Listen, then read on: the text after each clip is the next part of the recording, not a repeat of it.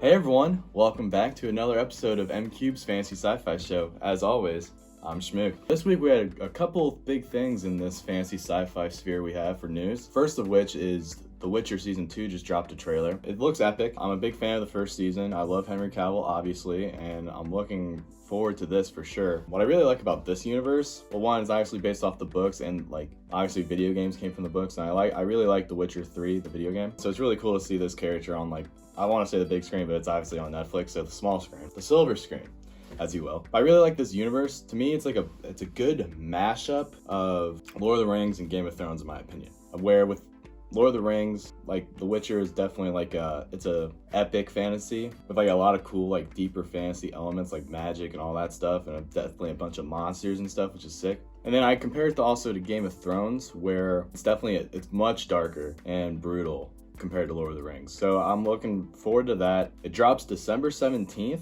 which is also the same weekend as Spider-Man No Way Home. So we're gonna have awesome stuff to talk about, especially if I get on one of those shows with the guys who are doing comic book stuff. I can't wait for that movie. And then obviously The Witcher. So that's gonna be an epic weekend for us in this channel. So I guess in other news, we also had another Star Trek movie get announced, which is going to continue the trilogy of J.J. Abrams' Star Trek trilogy, which has Chris Pine as Captain Kirk and Zachary Quinto as Spock. I really love that trilogy, especially Star Trek Beyond. That's my favorite one. I think it's quite an epic science fiction adventure film. And to me, it really captures the Star Trek world. It's obviously more of an action Star Trek universe, which I'm cool with. It makes it more like Star Wars, and it makes it more entertaining to see on the big screen. Obviously, I love the old Star Trek stuff. It's definitely deeper, more political, slower in a good way. But I really like what they have done so far with this universe, and I can't wait for another movie. So hopefully that comes out real soon. Yeah, that's really it for news. I guess let's go on to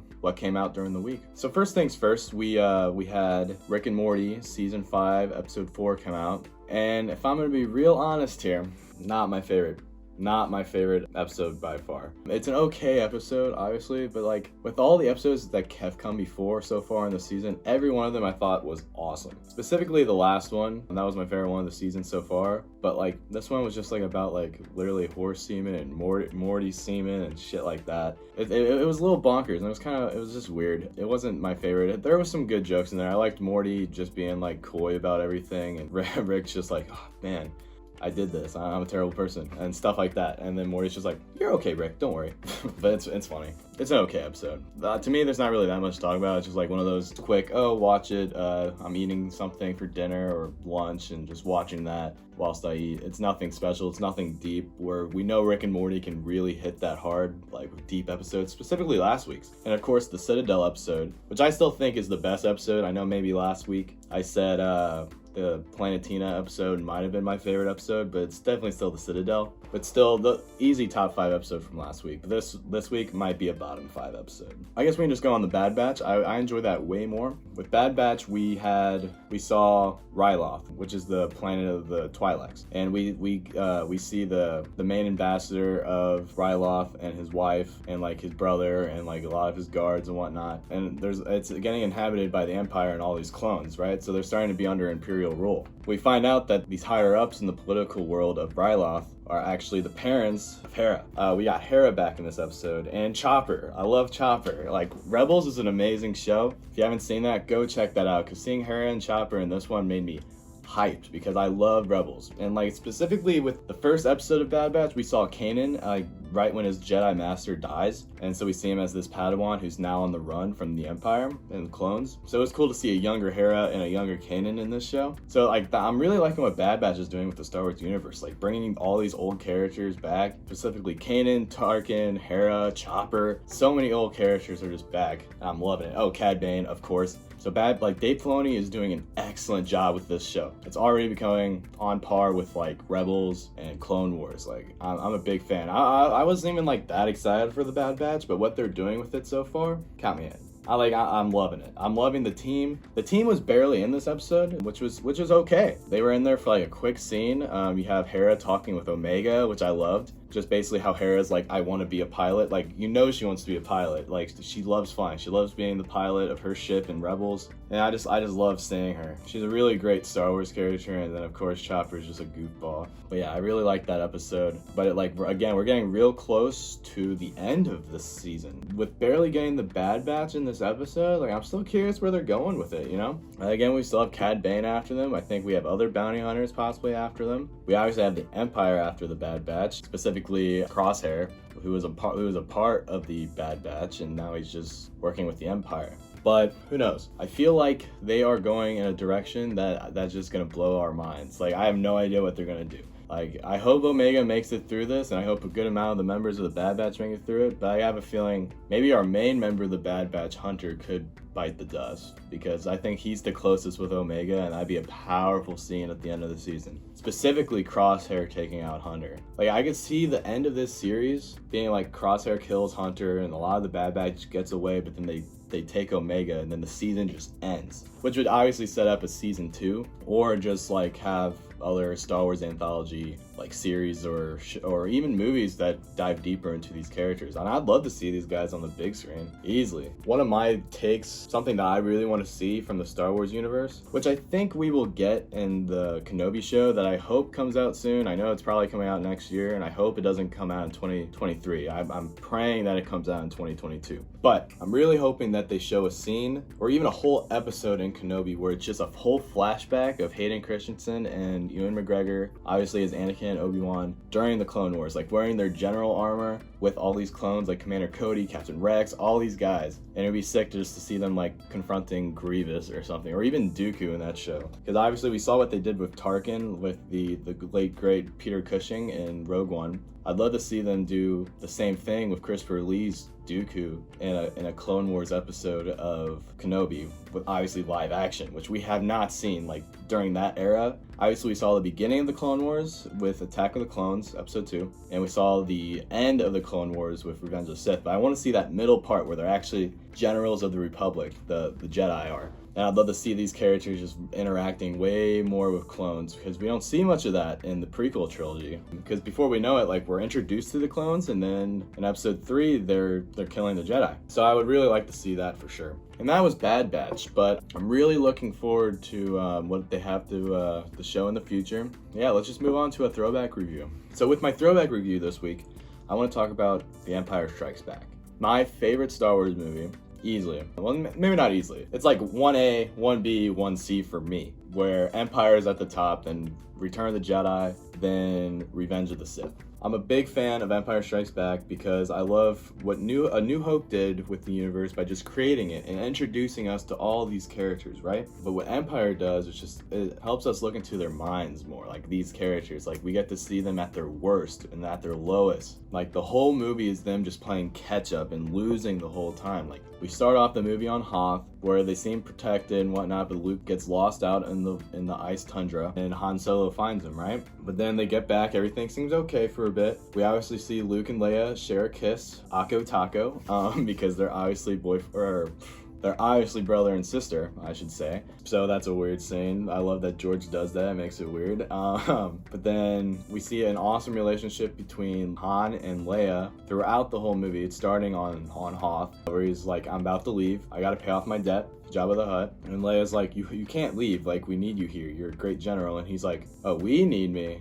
Or do you need me? And stuff, you know, it's great. The dialogue in this movie is unmatched in any Star Wars movie. Like, every line is iconic to me. Specifically between Han and Leia, which is my favorite love story in all of film, honestly. Specifically in this movie, like, it's that love-hate relationship. Like, they're always at each other's throats constantly. And they eventually share a passionate kiss on the Millennium Falcon later in the movie. But anyway, so we're back on Hoth. Then the Empire comes, finds their rebel base, and then, like, yeah, that whole AT-AT and AT-ST's battle with snow speeders and then boots on the ground. And then we eventually see Darth Vader comes in, and he shows up just a tad bit late, because that's when we see Han, Leia, Chewie, and 3PO escape on the Millennium Falcon. and they're the ones getting chased throughout this whole movie, where Luke leaves Hoth just in time to go to the Dagobah system, where Obi-Wan, the ghost of Obi-Wan Kenobi, comes to him on Hoth, telling him to go there to find the great Master Yoda. So this movie is awesome because we can see through different perspectives of these amazing characters. Like, we're having multiple different storylines that I love seeing in a Star Wars movie, where A New Hope is just a straightforward story, but I like seeing two perspectives. So we have, obviously, the crew on the Falcon and Luke.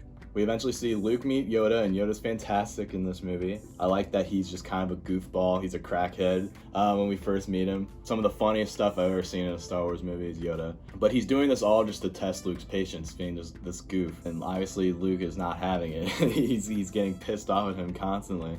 But he eventually is like, Master Yoda, you have to train me. I will have patience. I need to be a Jedi. So we eventually have this whole montage of Yoda training Luke. Then we eventually have Han and all of them. They're going to Bespin, Cloud City, to meet up with Lando to get away, to hide under the radar from the Empire. But when they arrive, it's a trap. Darth Vader and Boba Fett are there, and they're basically just going to be using our crew as bait. And it's sad because Lando was always a friend of Han. Well, not always, but like, he was a good friend of Han's, but he betrays him. So we're on Dagobah, and Luke is training with Yoda, correct? He's training with the Force, and he feels the Force flow through him. He's able to take a glimpse into the future, which can sometimes happen. We saw that with Anakin in Episode 3, basically dreaming about the death of his wife. Same with Episode 2, him dreaming of the death of his mother, which actually happened. So that's how Anakin fell to the dark side. But we'll eventually review Episode 3 in time. So Luke glimpses into the future and sees his friends are in trouble on Cloud City. So Luke's like, Master Yoda, I have to go. And then Yoda's like hesitant about it. He wants